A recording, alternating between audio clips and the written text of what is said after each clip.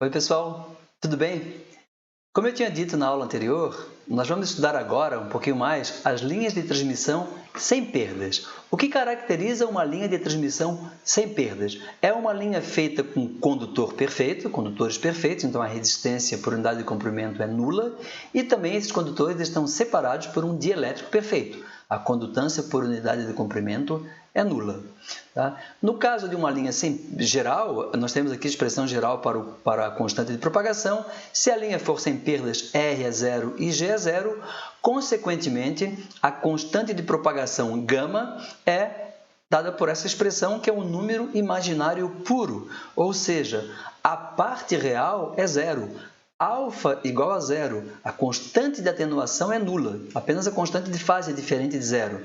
Então, numa linha de transmissão sem perdas, as ondas de tensão e corrente se propagam sem atenuação, alfa igual a zero. Como a linha não tem perdas, ela é incapaz de extrair potência da onda que se propaga por ela. Logo, tensão e corrente não vão sofrer atenuação.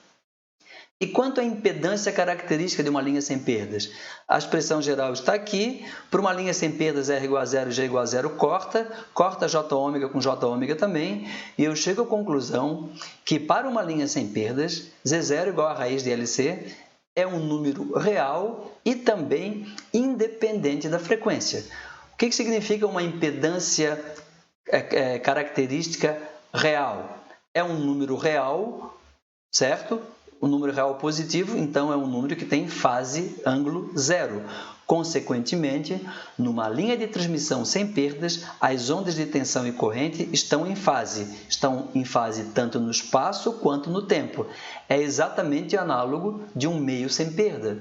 Naquele caso, era campo elétrico e magnético estavam em fase, no espaço e no tempo. Então, nas posições agora na linha de transmissão em que a tensão é máxima, a corrente também é máxima. Nos instantes em que a tensão é máxima, a corrente também é máxima, numa linha sem perdas, porque tensão e corrente estão em fase.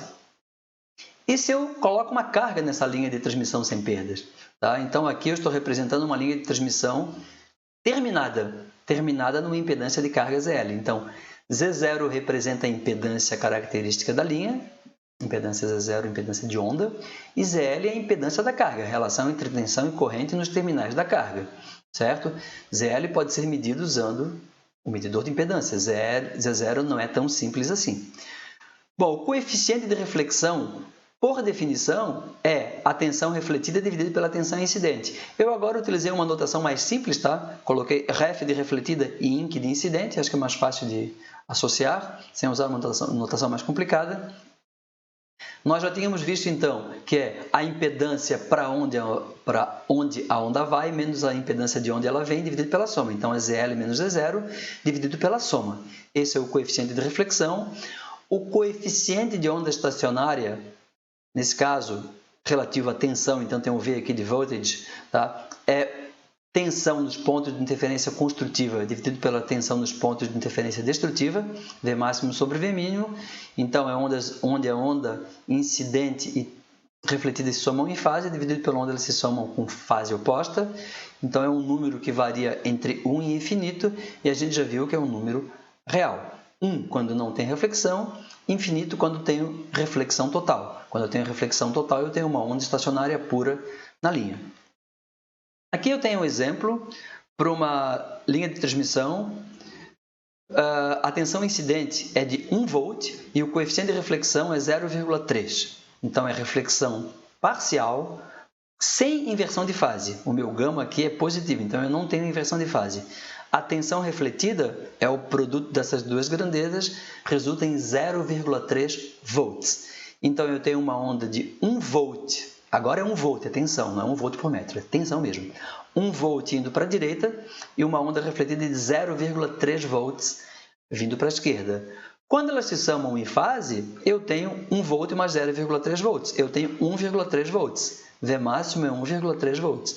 Quando elas se somam com fase oposta, ponto de interferência destrutiva, é 1 volt com 0,3, dá 0,7. Então, V mínimo é 0,7. Como eu tenho reflexão sem inversão de fase, aqui na fronteira, onda incidente e onda refletida estão em fase. Então, elas se somam e eu tenho um ponto de máximo. tá certo? A separação entre dois pontos de máximo é lambda sobre 2. A separação entre dois pontos de mínimo é lambda sobre 2. A separação entre um ponto de máximo e mínimo adjacente é lambda sobre 4. Nenhuma novidade, é tudo exatamente igual ao que a gente já tinha visto no estudo de onda plana uniforme. O coeficiente de onda estacionária, então, é 1,3 dividido por 0,7. Isso é um coeficiente de onda estacionária de 1,86. E quanto à potência? É análogo também. Então, a potência refletida, agora aqui é potência mesmo em watts, não é densidade de potência em watts por metro quadrado. No contexto de linha de transmissão, a potência é dada em watts mesmo, é potência. Então, a potência refletida é a potência incidente vezes o módulo do coeficiente de reflexão ao quadrado. Tudo que não é refletido é transmitido. A soma da potência refletida com a potência transmitida é igual à potência incidente. Então, aqui está. Potência transmitida é tudo que não é refletido. Se eu somar a potência refletida com a potência transmitida, isso resulta na potência incidente. Tá? Algumas definições adicionais que não foram vistas no contexto de onda plana uniforme. Poderiam ter sido, mas não foram, eu esperei para ver aqui. A primeira delas é a perda por reflexão, reflection loss. O que é a perda por reflexão? Por definição, é 10 log na base 10, da potência incidente dividido pela potência transmitida. Usando as duas equações anteriores, posso colocar também em termos do coeficiente de reflexão. 10 log de alguma coisa é decibéis. Tá? A gente vai falar mais sobre decibéis no futuro também, mas já estou adiantando. Então, a perda por reflexão é dada em decibéis. O que é a perda por reflexão? Tá? Bom, se não há reflexão, toda potência incidente é transmitida. Então, eu não tive perda nenhuma no sinal que chega à carga por conta de reflexão. Eu tenho casamento de impedâncias. Então, casamento de impedâncias significa perda por reflexão de 0 dB. Não perdi nada devido à reflexão. Certo? Uma outra grandeza é a perda de retorno, return loss. O que é a perda de retorno? Por definição, é 10 log da potência incidente dividido pela potência refletida agora. Antes era transmitida, agora é refletida. É menos 20 log de módulo de gama. Basicamente, é o coeficiente de reflexão, o módulo dele, dado em decibéis. Tá? Então, se eu não tenho reflexão, a potência refletida é 0. Então, aqui eu tenho 10 log de infinito, então é infinita. Então, quando eu tenho o casamento de impedâncias, a perda por reflexão é infinita. Na verdade, a perda por reflexão, a perda de retorno, a perda de retorno, return loss, é infinita. O que é a perda de retorno? A perda de retorno é a atenuação imposta sobre a onda refletida. Certo? Vou repetir. A perda de retorno é a atenuação imposta sobre a onda refletida. Se eu tenho uma atenuação infinita sobre a onda refletida, nada foi refletido e eu não tenho reflexão. E a perda por reflexão é a atenuação imposta sobre a onda transmitida. Se eu não tenho nenhuma perda de reflexão, ela é 0 dB, tudo foi transmitido. Então, são duas grandezas, as duas são usadas na prática, a perda de retorno é muito mais comum. Tá? Ela tem a ver também, quem já trabalhou com parâmetros S, tem a ver com o parâmetro S11, tá? Matriz de espalhamento, só que com o sinal trocado.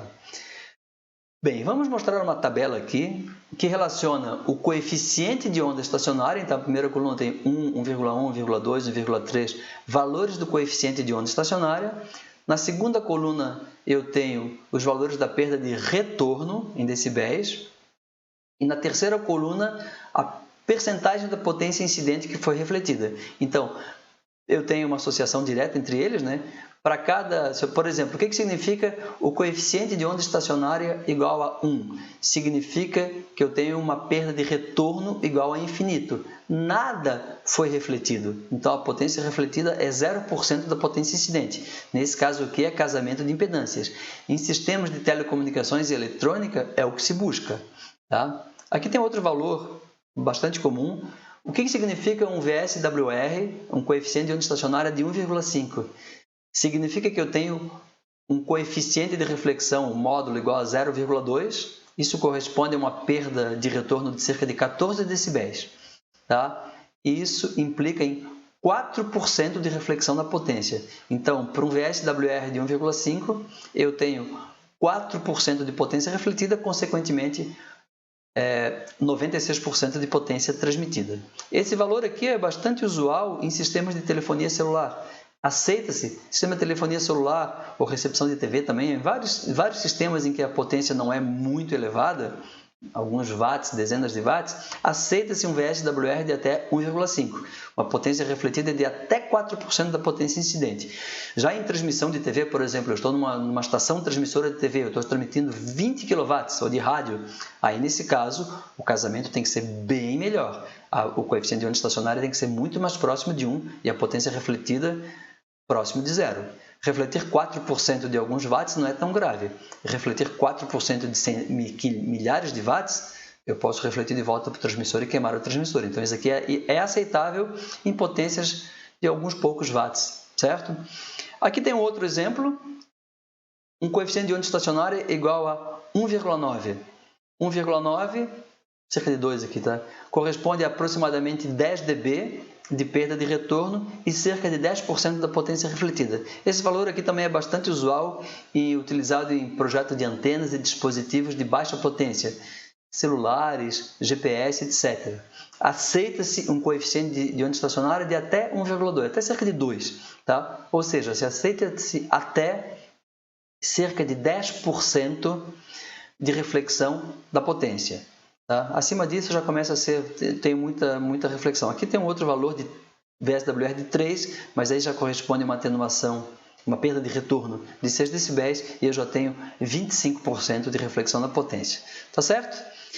Eu vou parar por aqui. Na próxima aula eu vou falar de alguns casos particulares de casamento ou não casamento, ou descasamento, entre uma linha de transmissão sem perdas e uma carga. Então, eu vou falar sobre casos particulares de uma linha de transmissão terminada numa impedância de carga. Tá certo, pessoal? Até daqui a pouco, então.